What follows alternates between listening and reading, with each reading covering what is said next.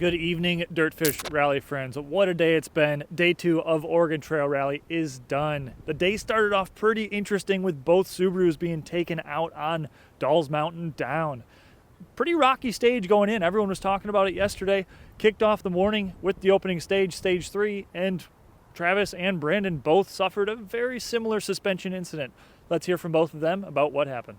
Travis, you're holding what looks to be part of a wheel there. Tell me what's going on here. This was left. This remained at the end, so that was good. No, just caught a really big rock inside of a pretty fast right-hand corner. I don't know. Whole back jumped up in the air, and then I didn't think it was actually as bad as it was. Definitely should have stopped. We still had a couple miles to go, but unfortunately did some. I don't know if the rock did it or we continued on. I didn't feel that bad driving, but we came into the stop, and I'm like, we have no brakes, and literally there's no brake pad, so not the best. Yeah, I mean, really crappy situation, but got up kind of to the top before you descend on Dales Mountain Down, and rock had just been basically pulled on the road a little bit, and we clipped it in the line. Got moving, and half mile down the road realized it was a puncture. Made the decision just to try and drive it out. There's a lot more time to kind of lose by pulling over and swapping it. So we just tried to manage it, and then I think the road's just so rough and just kind of rattled the suspension a bit too much, and then the damper failed. So yeah, basically, we're only like a mile or so from the finish, and the damper decided to let go right here, which is a bummer. But it's so tough to know. We've obviously only driven this car for 3/4 of a season worth, and it's been so reliable, and we haven't really had these issues. So we definitely had a lot of faith in the car making it to the finish line with the state it was in. We've driven on a flat longer than that, and but yeah, I mean, maybe there was some damage as well when we clipped the rock and we didn't know, and it was just inevitable that it was going to fail. But again, we were just trying to make the best choice, knowing that Travis was still moving, and we were in a race. So yeah, he ended up having a puncture too, and it sounds like some other damage. So well, we're in the similar situation, I guess.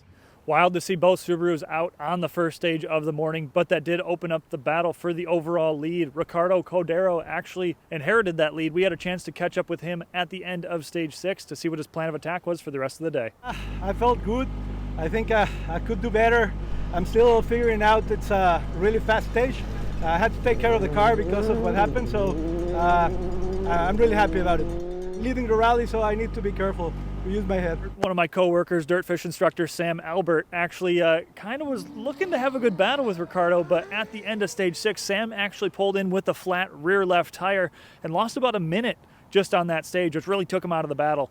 That put Javier Olivares into second place, kind of took Sam out of that battle a little bit. We had that great battle between Javier Olivares and Nick Allen at Olympus a couple weeks ago. It was looking like it was going to be another good battle today.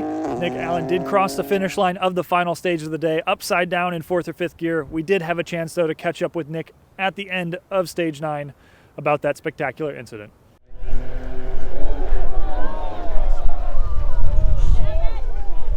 Yeah, we had a massive roll at the end of stage 9, which is Dalles Mountain up.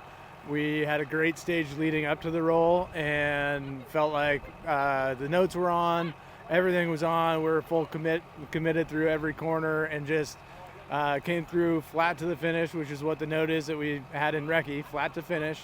And from the start of the earlier stage running in reverse, there were these huge berms built up and holes from all the launches. So that was before the finish. Of course, on recce we didn't see that, and so because it wasn't there. So coming flat through that, we hit that. Didn't see it as shaded, so hit that, nosed up. Just all of a sudden, all I could see was gravel. So not really a good thing when all you can see is gravel. You want to see a little bit of gravel, a little bit of sky. Yeah. And I think what happened was as we were nose up, we caught the inside of a berm and went end over end. KJ and Javier were watching from the finish of the stage. They said that they looked back and saw us 15 feet in the air, upside down. So whatever happened, it was a massive roll. Someone said 4 or 5 times. I don't really know. It's just when you're in that kind of washing machine, just bouncing around, you're just kind of waiting for it to end. And it seemed like it took forever. Going into Sunday, Ryan Booth is leading open two-wheel drive by over 2 minutes. Jacob Despain leads NA four-wheel drive. Roberto Iglesias is leading limited two-wheel drive. Heading into day 2 for the regional rally, Andy Miller is in the lead, 43 seconds ahead of Stephen Red. That does it for day 2 of Oregon Trail Rally. We have now crossed the Columbia River here, and tomorrow we are heading down to Dufur, Oregon for the faster, more flowy stages. Looking forward to that Boyd Loop jump and that water splash on Shadowbuck. Stay tuned on dirtfish.com.